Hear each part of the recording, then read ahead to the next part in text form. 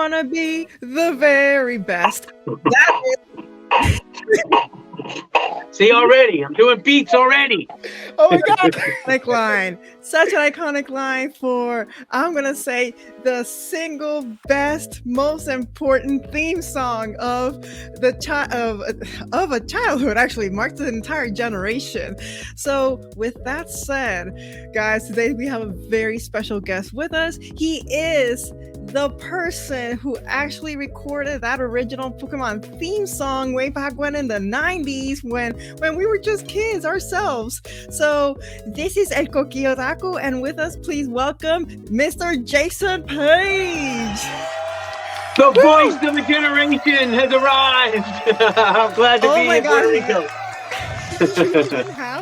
You even have a card. Oh yeah, we've got many cards. We got many cards that are Jason Paige cards. This is the new one that came in yesterday, and I'm just getting it up on my website. It is so cool, and it looks like a real Pokemon card. I'm the closest thing there is to a real Pokemon. And guys, the description to Jason Paige is right in the description below. So run down to the description, expand it, go to the link, click on the link of Jason Paige. You can find all this very cool merch that he has on his webpage. All right. I'm sorry. I know what's going on. There we go. I get my lighting better. Perfect. If I don't. Because it's so bright out in California right now. It's still bright out. That's the problem. It's 10 p.m. We had dinner here. Yes. With that said, again, Jason, please thank you so much for joining us. So You're very welcome. We're gonna pretty much get right down to business. First of all, I want to say thank you on behalf of my generation, because I was like 8 years old when I first when Pokemon came out, and that song was like, it marked us. Definitely marked us. Definitely the voice of generation.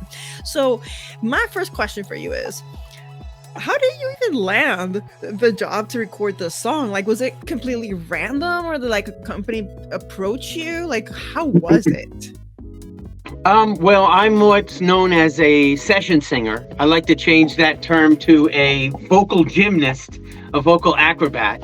And as you can see from my shirt, these are all the things that I'm doing at all, throughout the year. I do a couple hundred different sessions. Subway, eat fresh, look blue, dig quicker, bigger, upper, be all that you can be.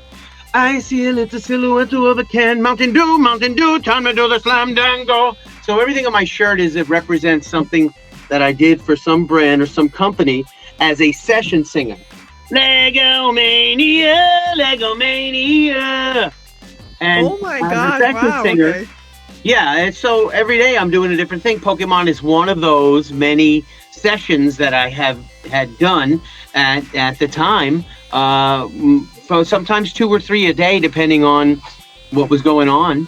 And still I'm doing sessions for various products and various movies and artists, backgrounds, and live performances. So I'm singing all over the place all the time, and Pokemon is one seed of thousands of seeds that I've planted that happen to grow into this jungle ecosystem of incredible opportunity for you guys, for the whole world.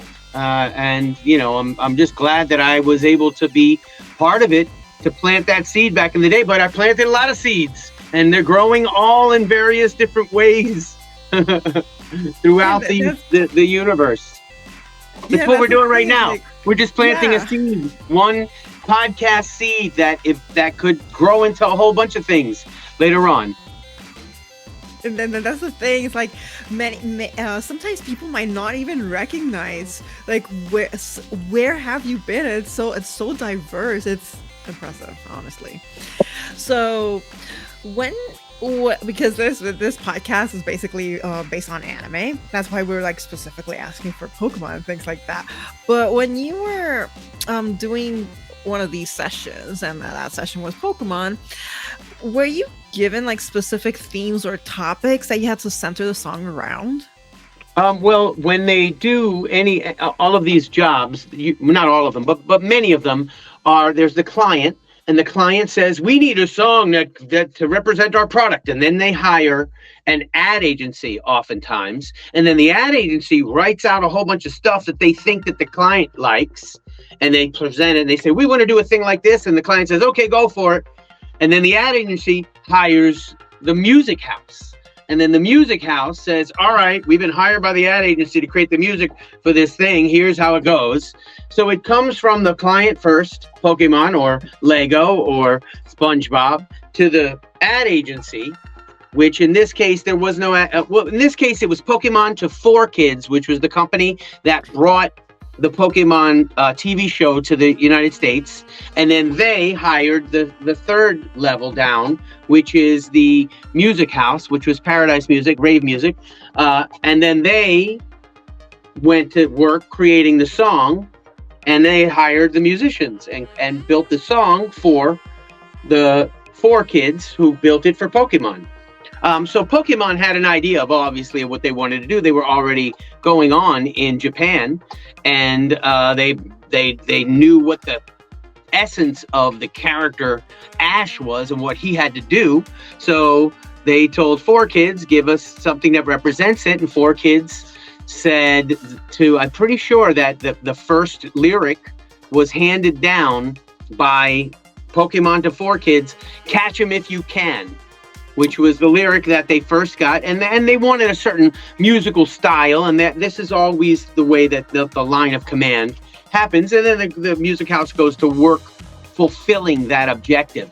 And that's why I consider myself a vocal gymnast or vocal acrobat, because I have to jump into all different types of characters and different styles and different ideas and different modes to satisfy the music house, or to satisfy the ad agency, to satisfy the client.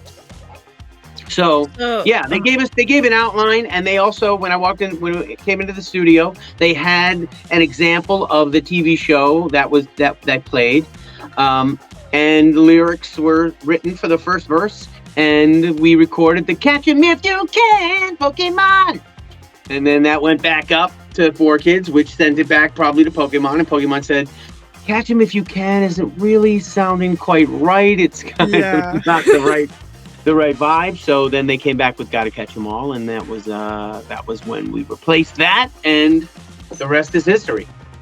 And now I'm connecting the puzzle, because I didn't realize that the Spanish version that all Hispanic generation grew up when he listened to him, "Tengo que atraparlos ya." I didn't realize it's a direct translation from your work. I thought that everything came from one single translation, but I never crossed in my mind that first was your work in English, and then it was translated to Spanish, Latin America. Yeah, if you've heard the Pokemon theme song for the Japanese version, it's wildly different. It's a whole different song that is not very good, in my opinion. But, it's all right. It worked for Japan. It just didn't work for the English version, so they rewrote it, and they rewrote the slogan, because that's pocket monsters. They were pocket monsters, and that was not that they said Pokemon instead of pocket monsters. But that's what Pokemon means, pocket monster, I think. Yeah. Yep. Right. And knowing that Japan had its own original version before yours, did that create any pressure on you? Like, were you feel like any pressure that you had to go close to Japan version, or you just went really wild knowing that you can bring something new, original, fresh that will overbeat the original version? Yeah. There was no mention of the Japanese version at all. Matter of fact, I didn't even know there was a Japanese version until 20 years later, when I looked it up and was like, oh, here's the Japanese song. I knew it was out in Japan, but we didn't listen to it. We didn't try to cop that feel. We just, did our own thing. And heads up to the youngers that are listening to us tonight. Back then, our times in 90s, internet wasn't that fast like today's day. Today's day, somebody bring a new song, in seconds it go viral.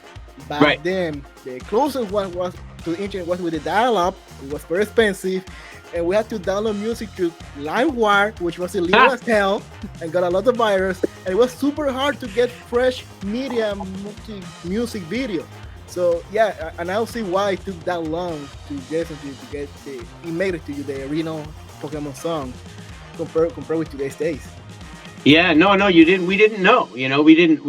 We did see the Japanese TV show, but we weren't listening to it because we wouldn't understand what was doing anyway. Oh, wow. That is true. I'm so in shock because at the same time, I'm imagining all this scenario and I'm placing myself in the 1990s when technology was so behind today's day. Yeah, yeah. Like, one of the best jokes in Pokemon, the first episode, we see like a super new technology video calls. They show Nurse Joy in a phone call. We all keep like, oh my God, this going to be the future. We already know that less than 10 years later, it would be reality, normal day, like today's day. Yeah, it's crazy. It's crazy. So I have another question. When you were writing these, first of all, so you wrote the entire lyrics yourself, yes or no? No. I am not the writer. I am the singer. The writers were the Jingle House that was given the assignment, and I would even say that the company 4Kids or Pokemon would be legitimate. They're not actually listed as the writers, but they delivered the message that the writers had to write about. So, they basically say, hey, we need a song that sounds like this and has this hook and has this type of style. And then the writers go to work satisfying that brief, basically, that direction that is handed down from the companies above them. Got it. Okay. And I'm just the singer at the end of the chain saying, oh, well, let's try this. Gotta catch 'em all. Gotta catch 'em all. Gotta catch 'em all. Gotta catch 'em all. Gotta catch 'em all. Gotta catch 'em all. Gotta catch 'em all. And I do like 10 or 15 different takes and, try different variations at the very end. Little riffs, little embellishments. That's what I do. I come in at the end and do that. I do write songs as well. I did write the Lego Mania, but that was for a different company in a different time, and not a company that is not insignificant. I tell you, Lego is a huge company. I would say they're even bigger than Pokemon in some ways. With their, they've got theme parks and they've got stores in every mall and they've got stores at the airport, and it's just, they're pretty huge, and that's how that works. So that's how we know how the system works. I love Lego. Jason, let me ask you a personal / academic question right now. I just saw you changing your voice to like in miles per hour, super fast over there, without any fear. Do you have any technique, any practice that Jason perform every day or daily or often to protect your voice cord? Because I saw you going like rampage, going up like no hearing nothing, and I was like, oh my God, his voice. How do you do it? How do you keep it healthy like that? I think the healthiest thing that I can do is to drink the right water, first of all, because our bodies are made of water, and the body needs water when it's using a lot of energy, and singing takes a lot of energy. So replenishing the voice is always good with a lot of water. But I don't do vocal warm-ups or warm-downs. I think that there's a phrase I have said, you treat your voice like a baby and it acts like a baby. If you believe that you're fragile, and of course that's kind of weird because babies will cry all day and all night. They won't lose their voices. So, but if you baby your voice, it acts like a baby. Think that means that a baby is a fragile thing that you want to protect and you don't want to hurt. When the reality is, the more attention you put on something being fragile, the more it behaves in a fragile way, because the voice is a very emotional thing. It's connected to our belief system. And you can shout and yell and scream and carry on. If you're connected emotionally, if you're connected to what you're saying and what you're doing and why you're doing it, then your body has endless amounts of energy to do that thing. When you're afraid and you're reserved and you're doing something for the wrong reasons, your body will be resistant to that, and it develops stress and strain, and that strain is what can actually damage your voice. When you're so improper singing is more of a psychological thing than it is a physical thing, but it manifests physically. If you're, if you ever notice yourself lying or saying something that's wrong, or like intentionally like covering something up, you might lose your voice because your voice starts to crack, and it shows that you're doing something wrong. And that's kind of how bad singing is. When I'm singing something that I don't believe in, that doesn't serve me, I'm straining to get my voice to do it.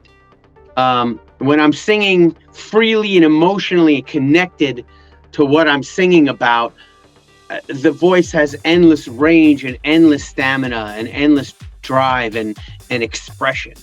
So I don't know if that answers your question.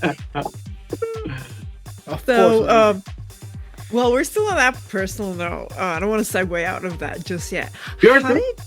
How did you even start in this career? Like, at some point in your life, where you're like, I want to be this someday, or I just want to do this, or were you doing something completely different? And then was there a turning point in your life where you just landed here? Like, how did that career come about? Well, I think we all sing from the moment we come out of the womb. We're going.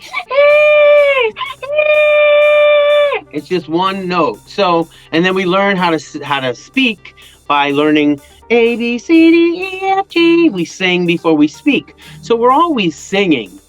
The career part happened, I think, when I started doing music for television and jingles, the things that are on my shirt. That was the transition from doing it for the bands that I was in so that I could be a rock star. And the career was to be a rock star beforehand, but I wasn't getting paid to be a rock star. We had a record deal and the record deal fell through, and we tried to do other things with the band, but the rock star pursuit was a career move that, everybody wants to express themselves, but and be creatively fulfilled by expressing themselves organically. And I was doing that as a musician, as a person in a band, but I needed to make money. So we decided to create a jingle reel, which is a highlights of recordings of jingles that we wrote and produced ourselves, myself and my partner, Russ Irwin, who wrote the Legomania theme song with me. And we produced this demo tape in 1994, 95, and we circulated that demo tape, and it was a tape, an actual physical tape that we gave out to jingle houses in order to hire us to produce and sing and write jingles. And that led to the career move of doing all the things on my shirt that eventually became my gig with Pokémon. But I'm still doing my own music, and I'm still doing music for other people as well. But that actually turned professional and successfully professional in 1995, about then. And I've been just doing lots of musical projects since then. And for the youngster, correct me if I'm wrong, when you said sharing the tapes, we're talking the time when you were a singer, you have a new tape. There was no way to send it by email, but it was right. Like copying and sending by mail in the most technological way, or going in person. Yeah, both. Sometimes in mail, we would mail a tape to a jingle house, or we would actually go in person, knock on the door and say, hey, we have this jingle company. Here's our tape. They give them a tape, and they listen to it. And they go, wow, these guys do a whole bunch of things. We had like 7 different jingles of different, that we wrote them ourselves. They weren't real jingles. They were just, songs that we pretended were for the company. And we got some jobs. We got hired. Now, we were hired as producers to do demos. Like I said, the client would tell the jingle house, and the jingle house would then make music. And some of these jingle houses would have 5 and 10 writers writing different versions. And then, so we would submit 2 or 3 of them just ourselves, and other writers would submit. So, and they would pay us a demo fee to do that. So it was always basically a paid audition, where we would get a couple $100, we'd submit our song and hope that it got picked. And with Legomania, it got picked. I think we did 5 different Legomania demos of different songs that we all wrote and produced and sung and performed, and it sounded like a full thing. It was a full production, background vocals, the whole thing. and they liked that one that we did. And then that commercial, Legomania, that song was put onto like 15 different commercials over the next 5 years. And I just did a remake of the famous Legomania theme. Lego's got a lot that's new for the maniac in you. You'll feel the power, you'll feel filled. Once you feel the feeling built, Legomania. But I put 2 verses together and I added a rap section and we got a breakdown with a bridge, and it's going to be excellent coming out in a couple of months, or maybe at the beginning of next month. Actually, is what I'm shooting for. Getting ready for the holidays, technically. Getting ready for the holidays. Guys, I'm sorry about this light. It's all crazy. The sun is going down and it's just slipping in. I'm like trying to find a good spot. There we go. Wait, do you have any funny memory that you can share with us delivering those tapes back then? Like something happened that was funny, and can you share with us that you remember? Like, oh my God, one day this happened with this house. Any story like that? Well, one of the funny things is that I listened to this tape not too long ago, and I realized that none of the songs were 30 seconds or 60 seconds, which is exactly what you're supposed to do in the jingle world. That's how they sell advertising space. And every commercial, it's 15, 30, or 60.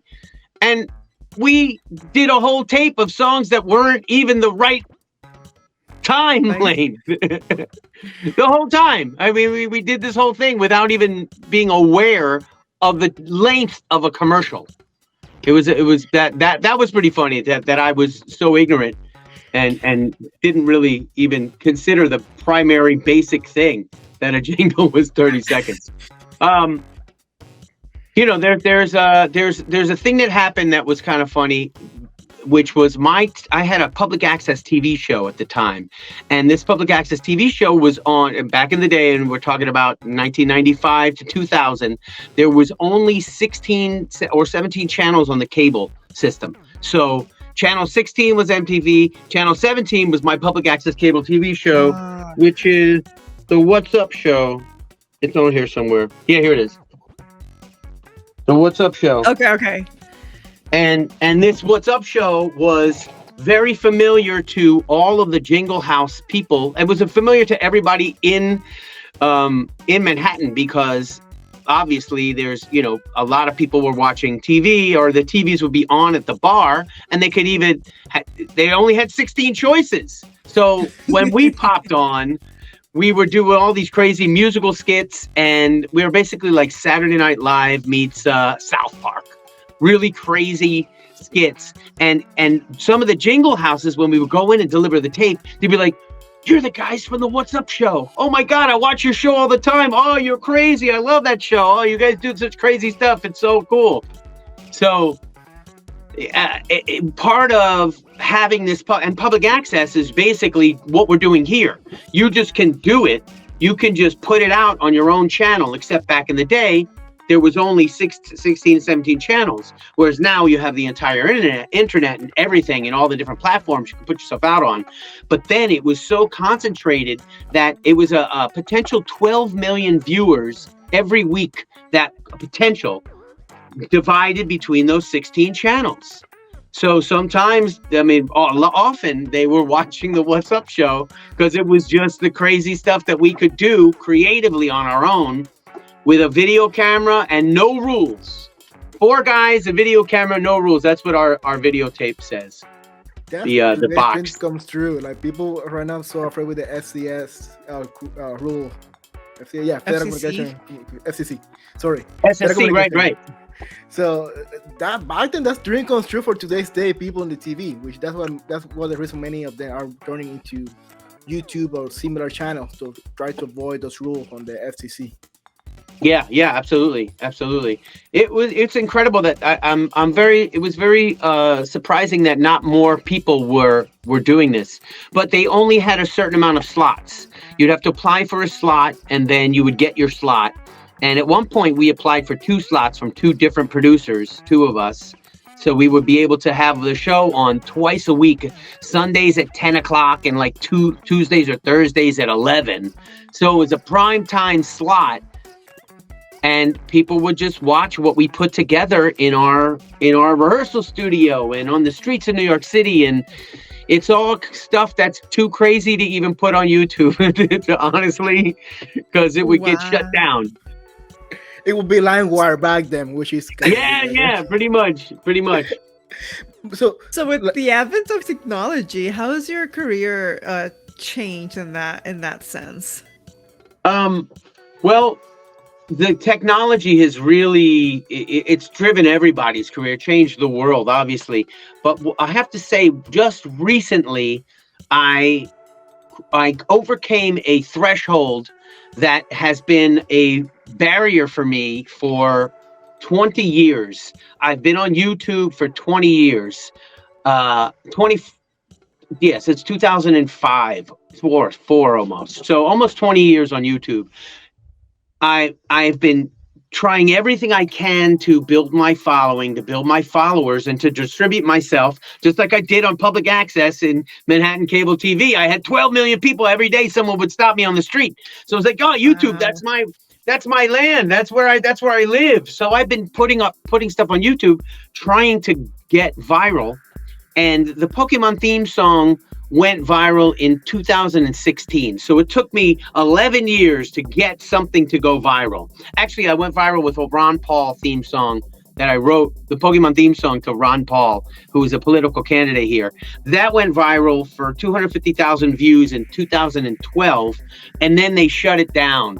It stopped at 250,000 views because YouTube was basically they started deleting Ron Paul channels and political channels that were associated with him, and my song stopped. But after that, I didn't get any viral videos, and I put out so many different things that were really cool, that had really great content, until 2016. I had the Pokemon theme song, and even still, my Pokemon theme song gets way less views than somebody else that puts out a Pokemon theme song. So what? It's very bizarre what's happening. I think it's like 45 million views. Somebody put the theme song out. There's not even a video. It's just the audio with one picture of Pokemon. And that's it. And that video had 24 million views, and I'm down at like 2 million views. So it's bizarre. So the technology, I figured out the algorithm for Instagram and for TikTok. Now, these platforms are helping more people then do more things more efficiently than ever before. You don't have to take it out and edit it over here and add your own sound. You don't have to have a powerful computer. You don't have to know editing software. You don't have to have your own music. You don't have to have your own lighting. You don't have to have your own effects. It does it all right there for you. So it's really empowered so many people to do their own things and make really interesting, impactful, powerful things. And I'm on there too, and I'm trying to build my followers, and it's just not happening. It's not happening. I've been on Instagram since the beginning, and I'm at 10,000 followers. And just a few months ago, I got it figured out, and now I'm at 100,000 followers on Instagram, 100,000 followers on TikTok. It's still not, there's plenty of people out there with the tens of millions and the millions and the hundreds of thousands of followers for many years now, with content that is less than compelling in my opinion. But they figured it out, and I think what is going on, the lesson here is the technology can help, but only when you're going with the flow of it. And the flow of this technology wants you to post 3 times a day at least on TikTok and Instagram. God. And if you do 3 times a day and you hit those right algorithms, at some point you're on the treadmill, and then 3 times a day one of them clicks and it goes huge, and then you get more followers, and then the 3 times a day it clicks even more, it snowballs, and you get more followers, and you get more views, and you get more reaction, you get more response, and you get more requests on your social media, and you get more sales on your store, and you get more of the value of the internet that we're all trying to capture. But we don't know how to capture it. And then you got these guys trying to sell you how you do it. Here's how you do it. I'll put you on this plan, and this is how you get more followers. This is how you do it. And, maybe some of them know how to do it, but they keep changing how you do it. So right now, I've been posting 3 times a day on 4 platforms. And It really worked for TikTok and it really worked for Instagram. But TikTok, it worked first. And then I got millions of views, hundreds of thousands of views on multiple videos. And now when I post on TikTok, it's back down to only 1,000, 2,000, 3,000 views, even though I got my 100,000 followers. So I figured it out and then they changed it. So with this advent of technology, you got to figure out the technology. You got to use the technology and have it impact your life in these profound ways. But then you also got to figure out how that technology is changing and keep up with its changing algorithms. It's changing policies. YouTube is constantly changing the policies, removing this, removing that, adding this, adding that. Yep. And like, you can't just be on there doing your thing, creating your content. You have to understand the back end, under the hood, what's going on. And very few of us can understand that and create our content at the same time. It's like, it's a very daunting task. So I was very happy when it happened, but I was also like, all right, it's happening. And now it's not happening anymore. What? I got 100,000 followers on TikTok, but I only got 3,000 views here, 2,000 views. What's happening? Before, when I had 30,000 subscribers, I had a couple of videos, but they were getting, but every video was 20,000, 30,000. I'm like, so, you know, it's the algorithms change. They change a little thing over here. They change a thing over there. We don't know what it is. And people change and society changes and what people want changes. And my followers change. So, you know, everybody's changing. So though the technology comes in to help us, it also changes very rapidly, and we've got to keep up somehow. And how do you make time for yourself to balance social media life and Jason's responsibilities? Because that's a lot of time consuming. Well, you can schedule posts. So a lot of times we will schedule posts, and we will, have them all laid out so that you do a whole bunch of content at once, and then it just goes and lies out. And I have other people helping me as well now to do the greater plan of putting out more content on more platforms. There's also certain apps and programs that you can use that will post on 2 or 3 platforms at one time.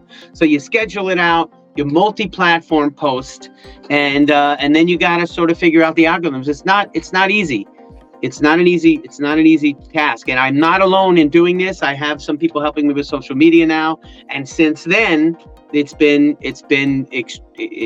working. It's working, and we just got to keep it working now.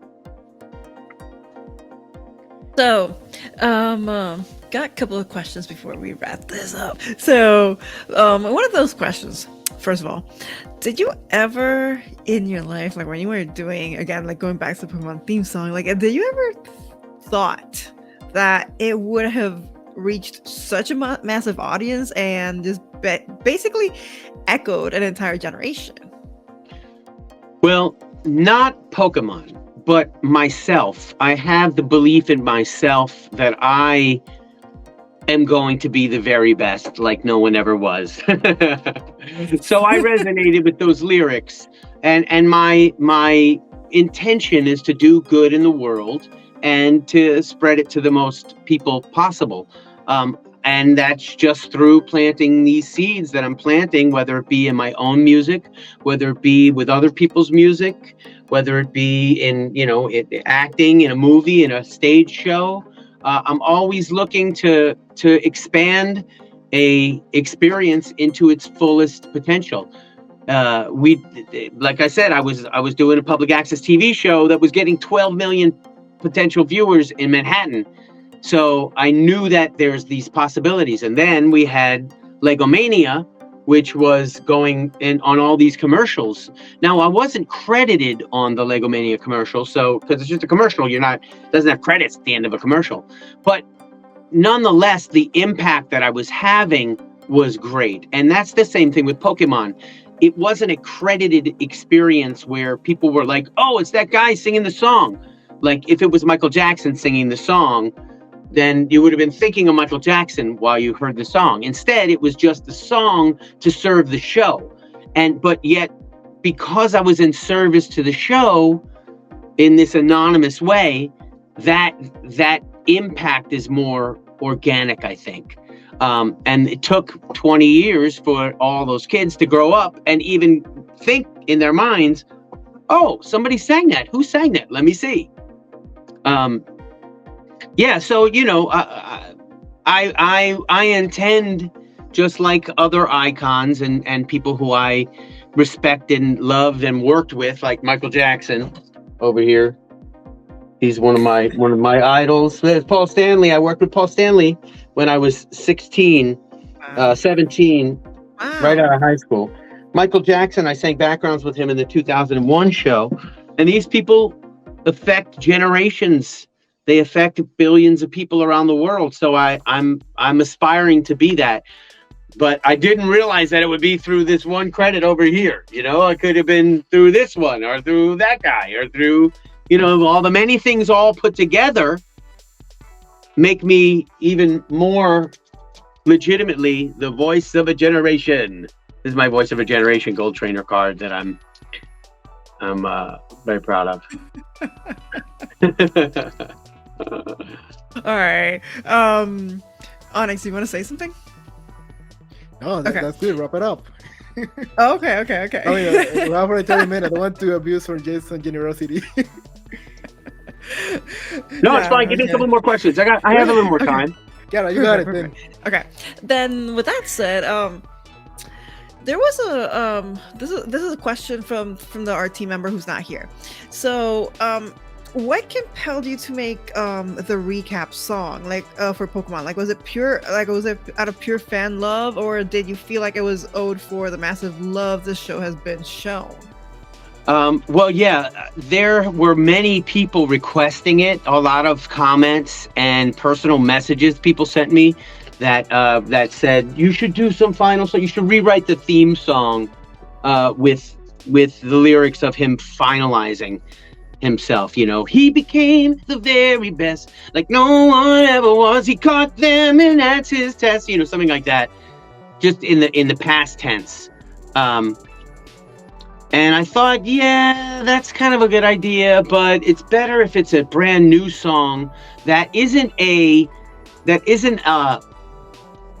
final song, but a graduation song. It's not a funeral, it's a graduation. Not a funeral, yes. Yeah, it's about moving on into the next thing. I'm not saying goodbye. I'm just moving on into the next phase of my life. And this was great, but there's all kinds of amazing things ahead for us. And, you know, it's really sad that you're graduating and you miss your friends from high school, but then you do, in Ash's case, you miss your friends from middle school. Or elementary school. I don't know how. Not even that. It's like finally he's. I remember the first season he turns 11, and then they shift him back to being 10 again. So right. We have Ash being 10 for like almost 30 years. Right. Exactly. I did a skit about that. Ash, you've been 10 years old for 27 years. We can't keep you this young anymore. The hormone blockers aren't working anymore.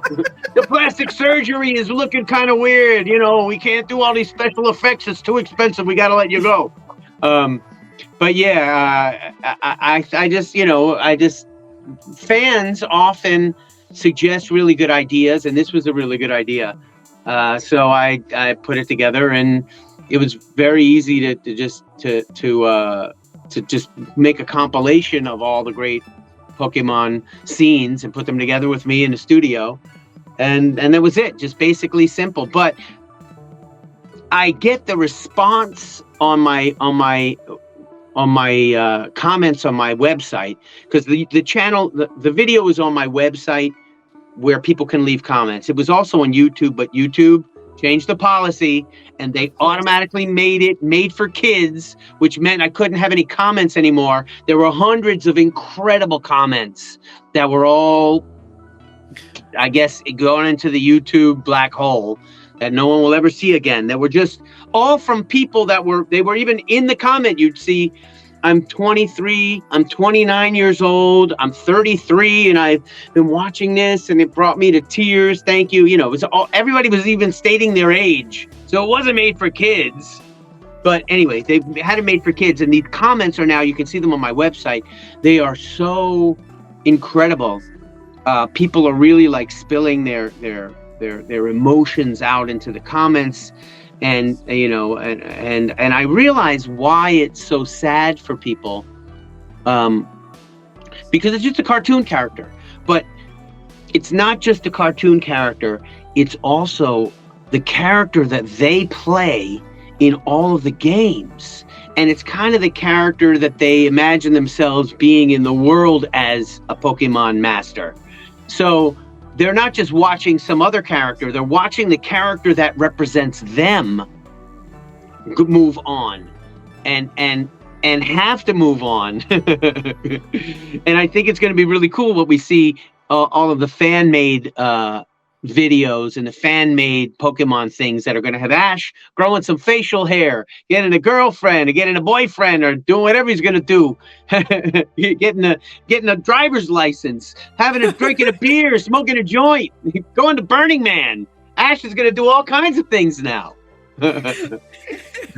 Finally turning 11, 12, Finally 13, turning 11, right. When you said that everybody dreamed to be like Ash Captain, I just imagine all my childhood and people in my school, they always throw me with Pokeballs. My name is Onyx, my real name is Onyx, so people throw me Pokeballs because I was the real living Pokemon.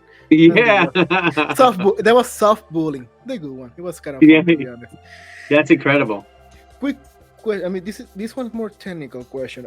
So I don't think there will be any new anime songs like this one, which went global. It really impact globally and many generations because many changes that happen in the industry with anime, especially with the opening songs.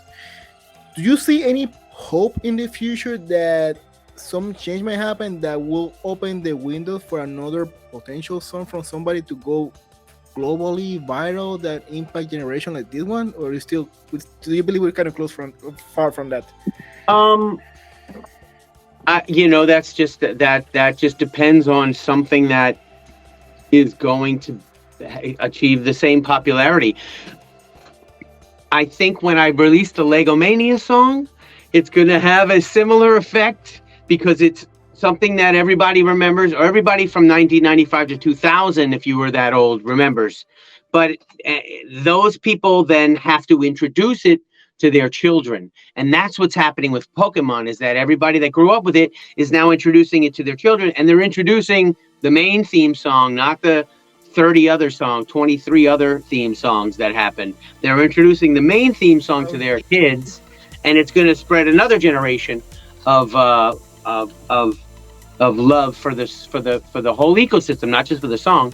So something has to have that much life, and I don't think that there are mediums anymore that are that concentrated like TV. Like I said, you had 17 channels, so channel 16 is Pokemon, channel 17 is MTV, channel 15 is Jason Paige What's Up show. So when you have that much focus, then you can affect that many people. If they were to shut down social media and give you only 15 channels again, then maybe there'll be something else that will get everybody. And that was 15 channels, not just here, but in the whole world. The whole world only had 15 channels to watch, and watched Pokemon. And they watched the other things that were on as well. But so no, I don't think that there ever will be another thing. I think we are a decentralized society now, and we're becoming more decentralized, and that decentralization is going to lend itself to diversity. And when it's centralized, you have the one that's why Pokemon succeeded back in the day, because it was centralized. And so no, I don't think it ever will happen again. I agree with you. I never saw it like that way. So before we wrap it up, when we speak about Pokemon, any special chapter or memory from this Pokemon series that really hit your life, that you still remember it, and gives you goosebumps or feelings? Honestly, the first time I watched it on a big TV, because I have only experienced Pokemon on my phone. I never watched it on my TV back in the day. I never was I watched it for research on my computer or on the phone. And when I watched it for the first time on the big screen, and the song played, and it was this, it made me cry, because I realized how big it was in other people's minds. Like how I was the kid and the big TV was in front of me. Whereas I've only seen it as an adult on a little tiny screen. And when I got to be the kid in front of the big one, this guy had like a big giant hanging on the wall screen. And I was like, I cared about the characters. I wanted to know what was happening. The sound was great. The voices were like impacting me. When you're watching a thing on a little screen or on your computer, it doesn't take you away in the same way. So yeah, basically that was it. That was the most impactful moment. I don't remember even what it was, what episode it was. It was Ash and Pikachu, obviously, doing something. But I remember the TV just having this impact over me. They're going to mention Bye Bye Butterfly. Bye Bye Butterfree. Butterfree. Bye Bye Butterfree. That's part of the video that we put together for the last goodbye song, which you can get on all major platforms. And if you want Jason Paige cards, you can get the Jason Paige cards. Oh, I'll show you the new cards. We got this one, and we have the new Jason Paige card that just came in, which is so cool. And to wrap it up, tell us, Jason, all your social media where people can follow you and the webpage. That, by the way, they're going to be down in the description. Please, guys, go to the description, click the links. JasonPaige.com/shop or just JasonPaige.com. You can see all the other things that are going on. And here is the Jason Paige tour card that just came in. Ooh, That's okay, fire. that looks really cool. That's still not in the webpage, right? Yeah, that's on the webpage. It is already? It is now. It's there. I had it. I was supposed to have it ready for the tour, and I didn't have it. It didn't come out right, so I had to have them redone. And this company called Gorilla Cards does really good work. You can't see it. It's not focusing, but it's great. It's great. And that one doesn't have the Pokemon. That has the Jason Paige stuff on the back, the OG. And that music note coming out of the mic is the Pokemon theme song.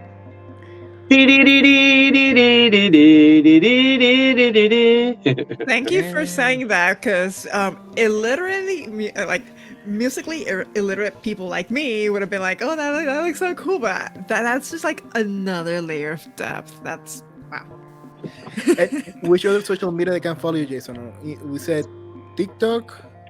Yep, TikTok, Jason Paige, Instagram, Jason Paige, Facebook, Jason Paige, YouTube, Jason Paige, and Twitter, Jason Paige Show, Twitch, Jason Paige Show. But I haven't really been doing any twitching. I was thinking about getting into that. You guys twitching? Yes. Starting to. Yeah. We're trying to get their followers up for now. Yes. Yep. Another algorithm that we have to figure out. And I'm also on Whatnot, Jason Paige. If you want to buy cards, you can go to Whatnot. We're doing auctions on Whatnot, which is really cool.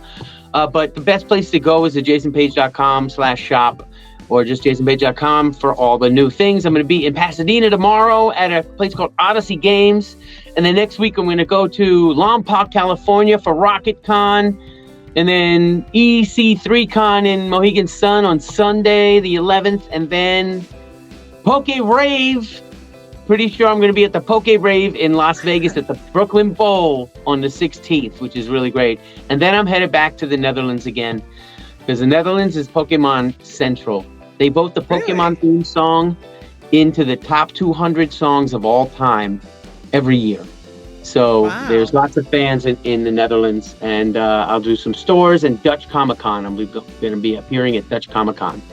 So it's the whole world. There's so many incredible opportunities and more every day. And thanks to you guys for your efforts and putting all this content out into the world. It really helps stimulate people, move people, and connect them with the nostalgia That is the power that's inside. Yes, it is this pure joy that we can experience when we connect to that. And Pokemon is a time bomb of nostalgic joy inside of 2 billion people waiting to be released by programs like the one that you guys are producing, and the things that I can do in the world, and so many other people are doing such amazing things. But I have a particularly effective trigger, I like to call it, to release that power that's inside by singing the song "I Wanna Be the Very Best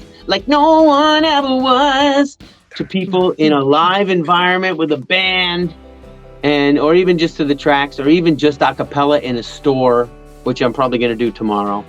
And it's really cool, and I have profound gratitude for you guys. I'm just trying to catch up.